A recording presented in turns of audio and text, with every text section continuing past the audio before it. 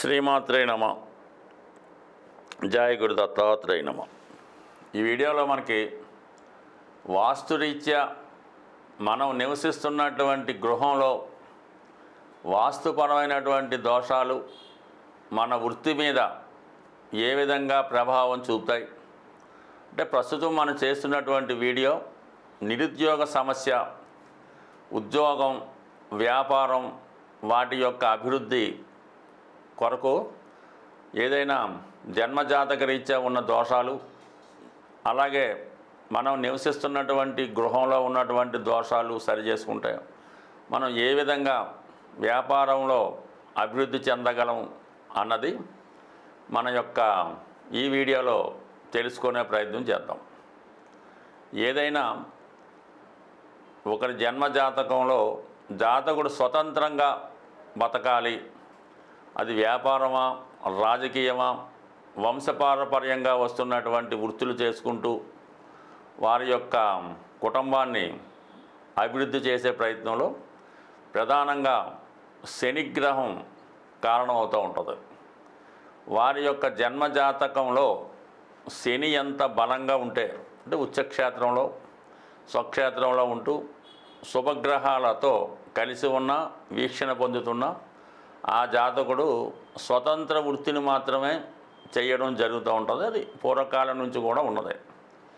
ఏదైతే సేవకా వృత్తి ఉంటుందో అది శని బలహీనంగా ఉన్నప్పుడు, నీచపడి ఉన్నా, పాపగ్రహాలతో కలిసి ఉన్నా, ఏదైనా మన జన్మజాతకంలో రాశి చక్రం, నవాంశ చక్రం, అలాగే దశాంశ, వీటిని బట్టి జాతకుడి యొక్క వృత్తిని నిర్ణయించవలసి ఉంటుంది. అలాగే త్రిశాంశ జాతకం, త్రిశాంశ చక్రాన్ని కూడా చూసి వాడి యొక్క అదృష్టం, దురదృష్టం ఇవన్నీ పరిశీలించవలసి ఉంటుంది. మరి వీటిని పరిష్కరించాలంటే ఏంటి మార్గం? మనం పుట్టినప్పుడు ఉన్నటువంటి జన్మజాతకాన్ని మార్చలేం, గ్రహాలని మార్చలేం. అయితే మన సాధ్యమైనంత వరకు కొన్ని పరిహారాల ద్వారా గ్రహాలని శాంతింపచేయడం అయితే జరుగుతుంది, కానీ వాళ్ళ యొక్క స్థితిని అయితే మార్చలేం. కాబట్టి దానికి ప్రధానంగా గృహం. ఈ గృహంలో వాస్తు దోషాలు ఉన్నా, పరిసర ప్రభావాలు ఇబ్బంది పెడుతున్నా, కంపల్సరిగా ఆ గృహంలో నివసిస్తున్నటువంటి వారి మీద ఈ ప్రభావం ఎంతవరకు ఉంటుంది అన్నది ప్రధానంగా వృత్తిరీత్యా గృహంలో తీసుకోవాల్సినటువంటి జాగ్రత్తలు, చేయవలసిన పరిహారాలు తెలుసుకుందాం. సాధారణంగా ఒక గృహంలో 4 దిక్కులు, 4 విదిక్కులు ఉండడం జరుగుతూ ఉంటుంది. ప్రధానంగా ఆ గృహం యజమాని సక్సెస్ఫుల్గా ఉండాలి, అతనికి ఇంట బయట కూడా గౌరవంగా ఉండాలి అన్నప్పుడు ప్రధానంగా తూర్పు భాగం, అంటే సూర్యభగవానుడు ఆధీనంలో ఉంటుంది కాబట్టి తూర్పు కొంతగా ఖాళీ స్థలం ఉండి, తూర్పు నుంచి వచ్చే వెలుతురు ధారాళంగా ఇంట్లో ప్రవేశించినప్పుడు కంపల్సరిగా యజమానికి ఆరోగ్యం, ఐశ్వర్యం, ఉద్యోగం, రాజకీయ భవిష్యత్తు, స్వతంత్ర వృత్తిలో అభివృద్ధి 100% రావడం జరుగుతూ ఉంటుంది. అలాగే పడమర, ముఖ్యంగా వృత్తిలో జాతకుడు రాణించాలంటే పడమర దిక్కు బలంగా ఉండాలి. ఒక స్టేబుల్గా, ఒక సాలిడ్గా, ఒక ధైర్యంగా ఉండాలంటే మరి పడమర దిక్కు కరెక్ట్గా బలంగా ఉంటే జాతకుడు ఏ వృత్తిలోనైనా బలంగా రాణించగలుగుతాడు, 4 డబ్బులు సంపాదించి వెనకేసుకోగలుగుతూ ఉంటాడు. అందుకనే చూడండి, తూర్పు దిక్కున సూర్యుడు ఉదయించి పడమర దిక్కున అస్తమించడం జరుగుతూ ఉంటుంది. మరి ఆ పడమర దిక్కులు కూడా ఆ సాయంకాలం పూట అత్యంత బలంగా ఉండడం జరుగుతూ ఉంటుంది. కాబట్టి ఈ విధంగా పడమర దిక్కు పర్ఫెక్ట్గా ఉండవలసి ఉంటుంది. సాధ్యమైనంత వరకు బరువైనటువంటి వస్తువులు ఈ పడమర భాగంలో పెట్టడం జరుగుతూ ఉంటుంది. దానికి ఇంకా బెటరే, నైరుతిలో ఎవరైతే ఆ కుటుంబాన్ని లీడ్ చేస్తుంటారో వారు నైరుతి బెడ్రూమ్లో పడుకోవడం వల్ల వారు ఆ కుటుంబ భారాన్ని మోస్తూ ఆ వంశపారంగా వచ్చే వ్యాపారాన్ని అతను సమర్థవంతంగా నిర్వహించగలుగుతూ ఉంటాడు. అయితే సాధారణంగా ఈ గృహంలో పడుకునే విషయంలో చాలా వరకు ఈ మధ్యకాలంలో కొన్ని గృహాలు పరిశీలించినప్పుడు మనకి కంపల్సరీగా ఈ డబుల్ బెడ్రూమ్ అన్నది ఎంత గొప్పవారికైనా మరి సిటీ కల్చర్ వచ్చాక డబుల్ బెడ్రూమ్ రావడం జరిగింది.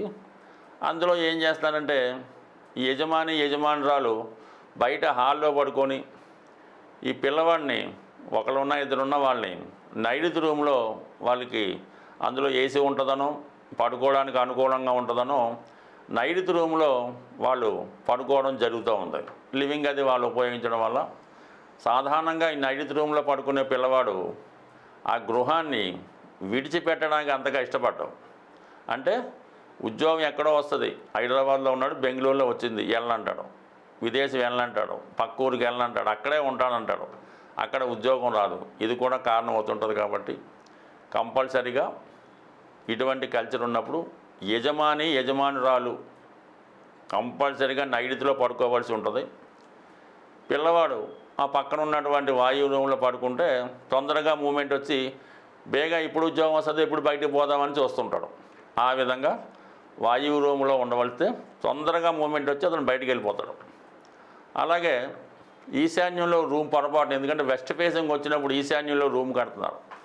ఈశాన్యంలో రూమ్లో పొరపాటున ఒక విద్యార్థి కానీ అమ్మాయి కానీ అబ్బాయి కానీ ఉంటే కంపల్సరీగా వాళ్ళు చాలా నెమ్మదిగా చాలా సింపుల్ స్వభావంతో ఉంటారు. మంచి అపూర్వమైన తెలివితేటలు కలిగి ఉంటారు. అయితే మరి ఉద్యోగం అర్హత ఉండదు, ఉద్యోగ ప్రయత్నం చేయరు, ఎప్పుడు ఇంట్లోనే ఏదో చదువుకుంటూ టీవీ చూస్తూ ఉండడం జరుగుతూ ఉంటుంది. సాధారణంగా ఈశాన్యంలో ఉన్నటువంటి పిల్లలకి నైరుతిలో ఉన్న యజమానికి కమ్యూనికేషన్స్ ఉండవు, సరిగ్గా మాట్లాడుకోరు. ఈ విధంగా ఈశాన్యంలో ఉండడం వల్ల కూడా అతి మంచితనం వల్ల, అతి నెమ్మది వల్ల, పోటీతత్వం లేకపోవడం వల్ల అతను నిరుద్యోగిగా మారడం జరుగుతూ ఉంటుంది.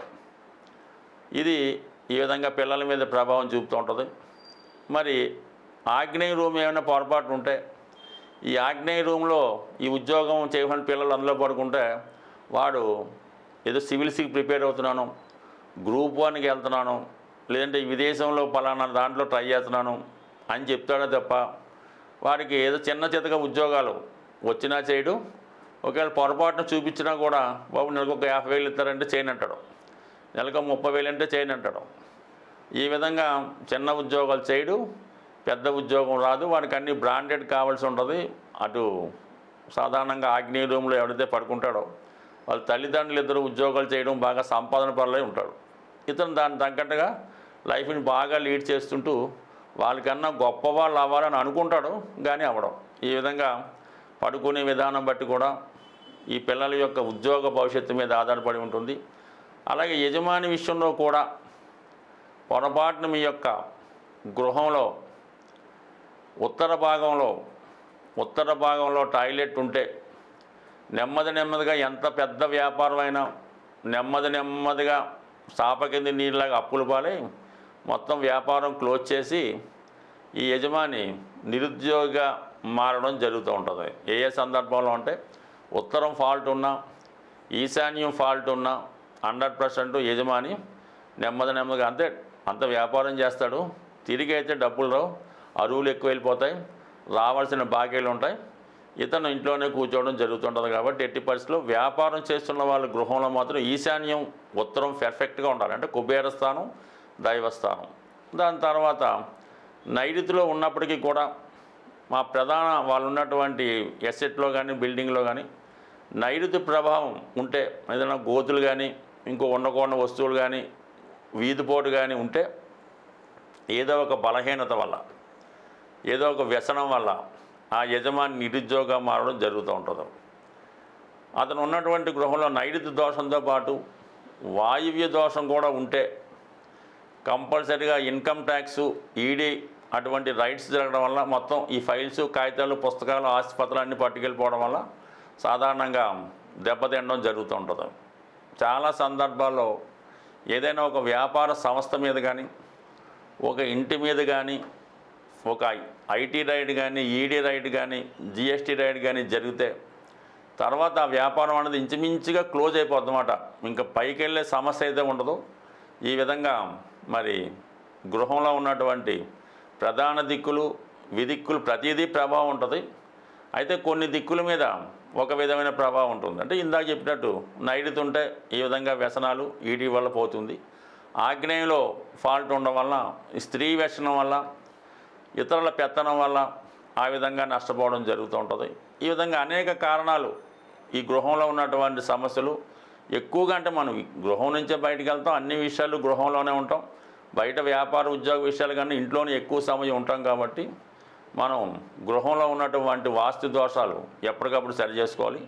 మన ఇంట్లో ఏ దోషం అయితే ఉంటుందో మీరు చేస్తున్నటువంటి వ్యాపార సంస్థలో కూడా అదే దోషం ఉంటుంది, అలాగే మీ అత్తగారింట్లో కూడా అదే దోషం ఉంటుంది, మీ సొంత ఇంట్లో ఉన్న ఊళ్ళో కూడా అదే దోషం ఉంటుంది. కాబట్టి ఇవన్నీ ఒకదానికొకటి రెక్టిఫై చేసుకోకపోతే ఇవన్నీ పెరిగిపోతూ చివరికి చాపకింద నీళ్ళలాగా ఇబ్బంది పడే అవకాశం ఉంది. కాబట్టి ఏదైనా అటు వ్యాపారస్తులైనా ఇటు ఉద్యోగులైనా అలాగే పిల్లలు ఉద్యోగం కోసం ప్రయత్నం చేస్తున్నా ముందు వాస్తు కరెక్ట్గా ఉంటే ఆటోమేటిక్గా వారి యొక్క భవిష్యత్తు కరెక్ట్గా ఉంటుంది.